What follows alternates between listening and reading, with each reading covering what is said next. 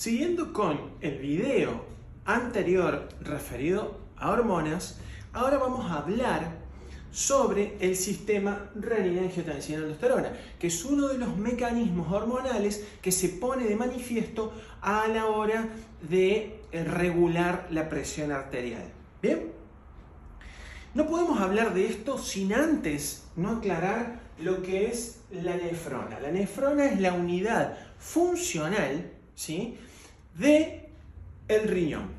Recordar, está formado por un glomérulo que está formado por el ovillo arterial, arteriola eferente, el ovillo, arteriola eferente, la cápsula de Bowman, el túbulo contorneado proximal, la rama descendente fina del asa de Henle, sigue la raga o rama ascendente gruesa del asa de Henle, que es esta, el túbulo contorneado distal y el túbulo colector. Recordar, las nefronas se encuentran en corteza, ¿sí?, renal. Si yo hago un corte sagital del riñón, yo voy a obtener la corteza en la periferia y la médula hacia el centro. La médula está formada por todo el sistema tubular. Aquí es donde se forma la orina. La orina se va a formar porque se filtró, es decir, la sangre. Esto es importante conocer y reconocer que es una arteria que se capilariza y sigue siendo arteria. Bien, no como sucedía en todos los capilares del cuerpo, que la arteria se transformaba en vena. No quiere decir que después la arteriola eferente se va a transformar en una vena. Se va a capilarizar y se va a transformar en una vena. Que ahí esto sería harina de otro costal. ¿Bien? Entonces, tengan en claro, ¿sí?, que esto está dispuesto histológicamente de una manera clave, ¿sí?, crucial. El túbulo contorneado distal se encuentra entre medio de la arteriola eferente y de la eferente. Ya lo grafiqué, lo dejé acá en contacto porque en esta zona, es decir, para no perder el tiempo, aquí se va a encontrar, ¿sí?, lo que va a ser la mácula densa. Y en conjunto van a formar el aparato yuxtaglomerular. ¿Bien?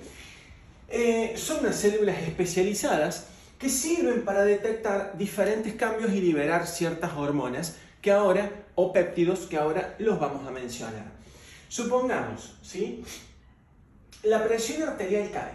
Si la presión arterial cae, está cayendo la volemia. Si cae la volemia, desciende el volumen por unidad de minuto, por unidad de tiempo, por unidad de segundo, que va a pasar por un determinado lugar en una sección transversal. Eso está claro, ya lo sabemos por física. Hemos estado viendo lo que es caudal, y etcétera, etcétera.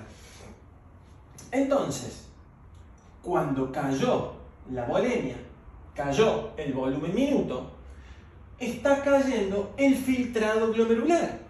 El filtrado glomerular es el que se hace el filtrado de la sangre a través de la cápsula de Bowman.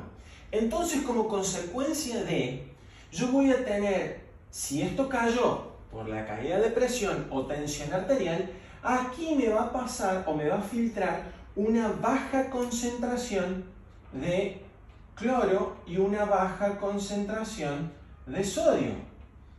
Todo esto va a descender, va a caer. Al llegar a la mácula densa, en ella se encuentran estos receptores que son cotransportadores de cloro y de sodio. ¿Bien? Entonces, como la misma célula detecta que no se encuentra la concentración adecuada que debe de pasar por unidad de minuto, inmediatamente después genera la liberación de la renina. La renina va a ir al torrente sanguíneo, ¿está bien?, porque está en la colindancia, y va a llegar a todo, ¿sí?, el sistema vascular, venoso y arterial. ¿Qué se va a encontrar en el sistema venoso? En el sistema arterial. Bueno, muy sencillo. Aquí es donde empieza la cascada. El angiotensinógeno. ¿Bien? Este angiotensinógeno se encuentra ya en sangre y es sintetizado mayoritariamente por el hígado. pero no es el único órgano que lo fabrica. Bien, en presencia de renina, ¿sí?, me va a transformar el angiotensinógeno en angiotensina 1. Y la angiotensina 1 se va a transformar en angiotensina 2. ¿Pero por quién? Por la enzima convertidora de angiotensina. Esto es clave dentro de la farmacología porque aquí es el sitio de acción de lo que serían los inhibidores de la enzima convertidora de angiotensina, o los que comúnmente nosotros en la jerga médica llamamos los IECA. Estos IECA son los priles, enalapril, lisinopril, captopril, etcétera, etcétera, son los que van a bloquearla. ¿Por qué? Porque cuando son antihipertensivos, es decir, si yo acá cayó la volemia y mi sistema fisiológico normal intenta elevar la presión arterial, estimula el eje, ahora vamos a ver por qué, los ECA van a bloquear ese eje en pacientes que son hipertensos por naturaleza o porque son más propensos a desarrollar la hipertensión arterial. Puede ser una hipertensión arterial primaria o idiopática, o puede ser una secundaria que nos puede ayudar. Obviamente la terapia no es simplemente IECA, ¿sí?, los inhibidores de esta enzima convertidora. Y también es importante recuperar el concepto de que esta enzima actúa cuando está el sustrato. Cuando aparece el sustrato, fíjense lo brillante de este sistema, que una concentración química me hace liberar la renina esto está constantemente en el sistema vascular. Cuando aparece renina, ¿sí?, que es liberada por este estímulo, ¿sí?, aparece angiotensina. Inmediatamente después, la 1 se convierte en 2. Y la 2 va a tener dos acciones.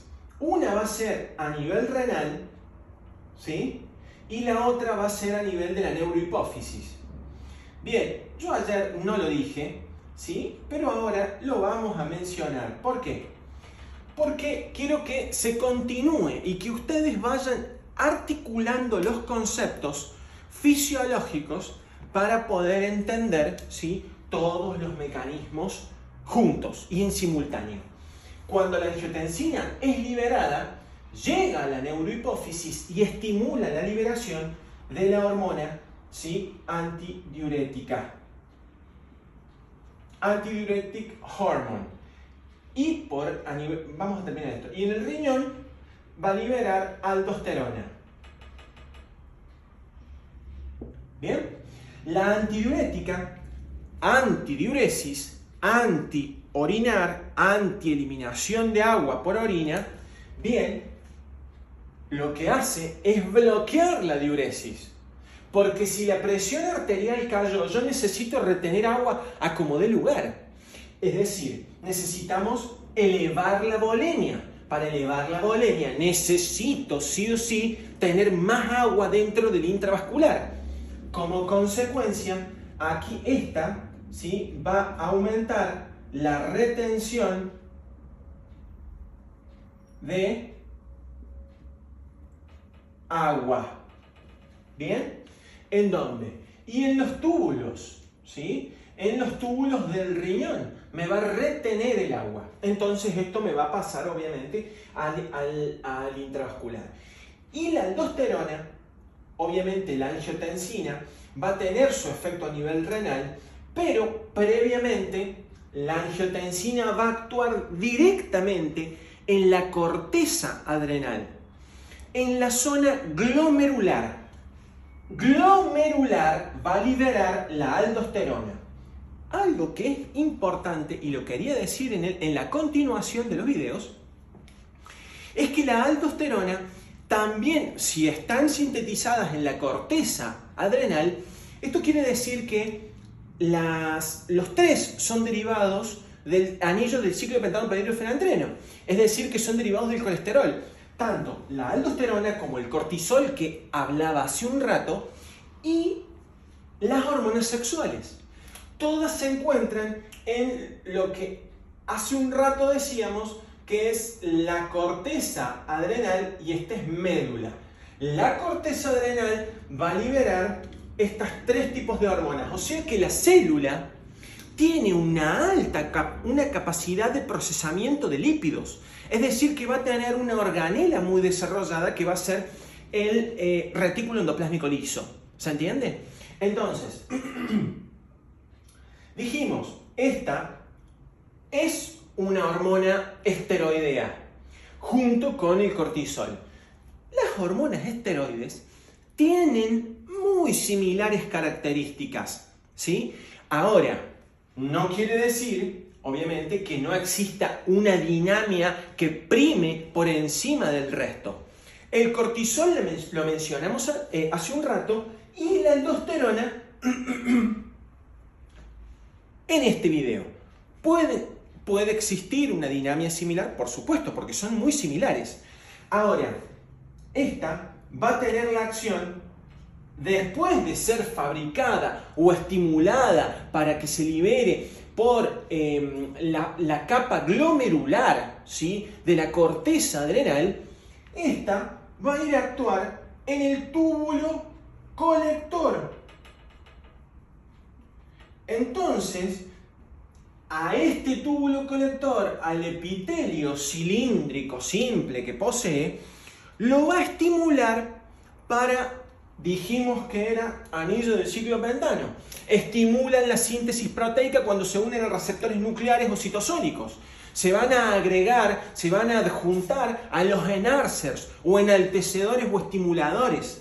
¿De qué? De la síntesis de enzima. Como consecuencia, esto va a aumentar la expresión, ¿sí?, de canales que van a ser acuaporinas y que van a ser receptores de sodio. ¿Bien? Porque el sodio tiene la peculiaridad y la característica de arrastrarme el agua. ¿Me explico?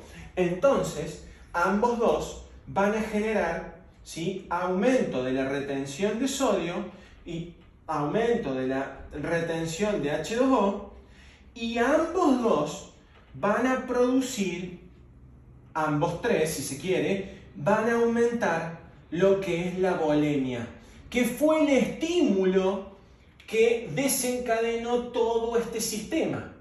Es genial, ¿no? Y es brillante. Bueno, espero que esto haya sido, si no me equivoco, no hay más nada. Ah, no. Sí, faltó un poquito más. Esto fue el estímulo de la presión caída, es decir, cayó la tensión arterial y la detectaron los vasos. Obviamente cayó el filtrado glomerular. ¿Qué sucede cuando esto, de manera fisiológica, es aumentado? Aumenta la presión arterial. Entonces, ¿qué tenemos? ¿Bien? Que la arteriola aferente, ¿sí?, por donde llega la sangre al ovillo glomerular, ¿bien?, me está filtrando muchísima cantidad de líquido por unidad de tiempo. ¿Me explico? Entonces, por acá van a pasar altas concentraciones de cloro y de sodio. Entonces, cuando llega a la mácula densa dice, no, estamos teniendo demasiada filtración. Eso quiere decir que está excediendo los límites y puede haber una lesión. No estamos en nuestras constantes homeostáticas. Entonces, inmediatamente después, libera adenosina. La adenosina va a bloquear, ¿sí?, a la liberación y síntesis de la renina. La va a inhibir. Entonces, de esa manera, tenemos, obviamente, que no se siga elevando la presión arterial. ¿Bien? Si no me olvido de nada, esto sería este eje. Interesante, lindo y pregunta de examen. Espero que les haya servido y nos vemos en el próximo video.